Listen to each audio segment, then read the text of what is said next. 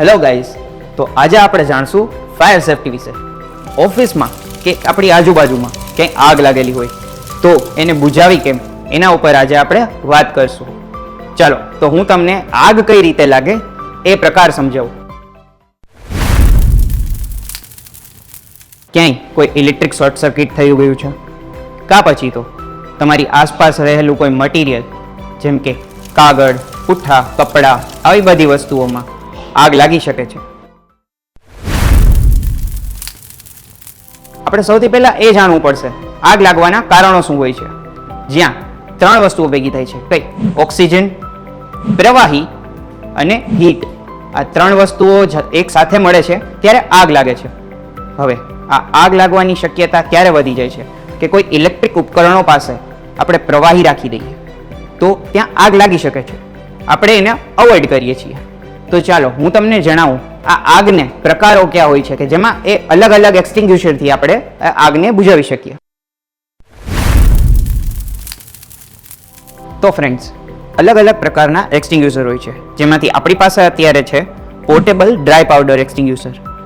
આ એક્સટિંગ્યુશરનો ઉપયોગ આમ તો બધી જ જગ્યાએ થાય છે. મટીરિયલ વસ્તુઓ જેવી કે લાકડું, રબર, કાગળ, પ્લાસ્ટિક કે અન્ય કોઈ એવી વસ્તુ જેનાથી આગ લાગીને રાખની શક્યતા વધી જાય છે. ફ્લેમેબલ કોઈ લિક્વિડ્સ છે, કોઈ પણ એવી જગ્યા જ્યાં ગેસથી આગ લાગવાની શક્યતાઓ છે. ઓફિસીસમાં કે આસપાસના એરિયામાં ઇલેક્ટ્રિકથી આગ લાગવાની શક્યતાઓ વધુ હોય છે, જેની જાનહાનિ પણ મોટા પાયે થઈ શકે છે.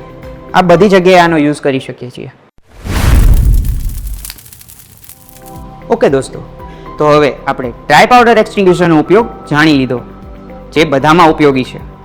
પણ સાથે સાથે એ પણ સમજવું જોઈએ કે ઇલેક્ટ્રિક ઉપકરણોથી લાગેલી આગ એ ઝડપથી વધી શકે છે અને એની જાનહાનિ પણ મોટી થઈ શકે છે. હવે એના માટે આપણે કાર્બન ડાયોક્સાઇડના એક્સટિંગ્યુશરનો ઉપયોગ કરવો જોઈએ, જ્યાં 1000 વોટથી વધુ વોલ્ટેજ પર લાગેલી આગ હોય, જેવી કે મોટા સર્વર ઝોન્સ છે, CPUs છે કે ઓફિસના મોટા બોર્ડ રૂમ્સ. ત્યાં આપણે CO2 જે આ એક્સટિંગ્યુશર છે, જેમાં ખાલી ને ખાલી કાર્બન ડાયોક્સાઇડ ગેસ હોય છે, તેનો ઉપયોગ કરવો જોઈએ. ઓકે ફ્રેન્ડ્સ, તો આપણે જાણ્યું કે આ ફાયર એક્સટિંગ્યુશરનો ઉપયોગ કઈ રીતે કરવો. હવે આનો ઉપયોગ કરવો એ સાવધાનીપૂર્વક કરવો.